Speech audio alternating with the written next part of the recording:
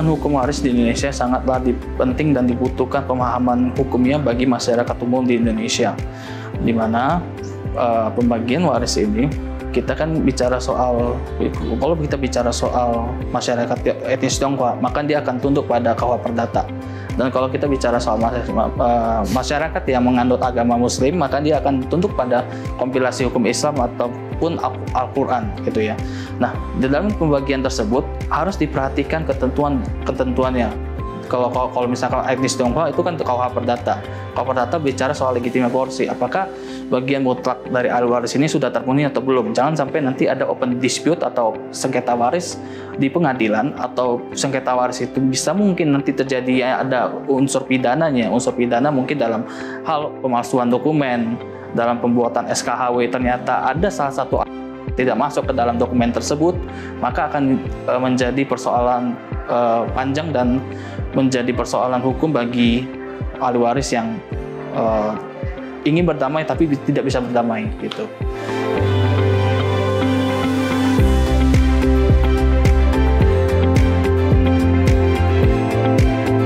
Oke. Ya, untuk hukum adat sendiri itu kita bicara soal hukum adat itu sistem pewarisannya adalah asas kolektif.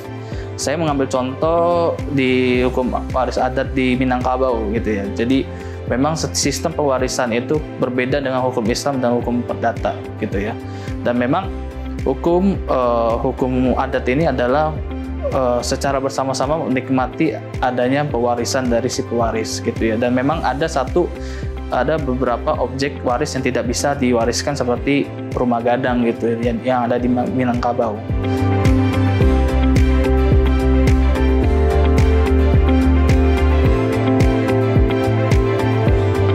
Masalah tantangan hukum waris dan persisian hukum waris di Indonesia itu banyak sering terjadi, gitu. Saya ambil contoh, ada Bapak X yang semasa hidupnya dia sudah membuat wasiat tertutup.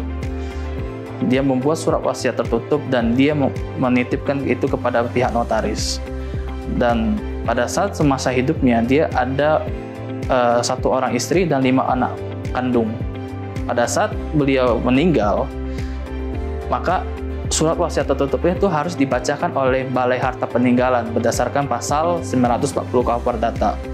Nah, pada saat pejabat Balai Harta Peninggalan membacakan surat wasiat tertutup tersebut, ternyata ada salah satu anak dari kelima anak tersebut tidak mendapatkan wasiat dari bapaknya. Dan ini yang menjadi tantangan bagi kami, bahwa pemahaman hukum waris di Indonesia itu ternyata masih belum disadari banyak masyarakat umum di Indonesia. Dan tentunya ini menjadi tantangan hukum bagi lawyer bagi kami untuk menyelesaikan permasalahan ini secara kekeluargaan tanpa harus membawa kasus ini ke pengadilan.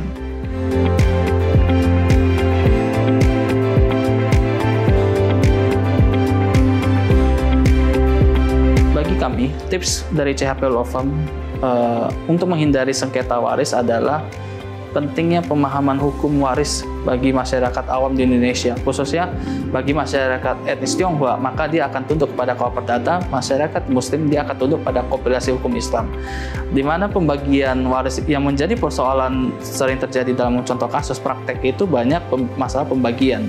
Nah, pembagian ini yang perlu kita lihat di dalam KUH Perdata, apakah pembagian ini sudah sesuai dengan ketentuan bagian mutlak, sesuai dengan legitimasi porsi atau belum.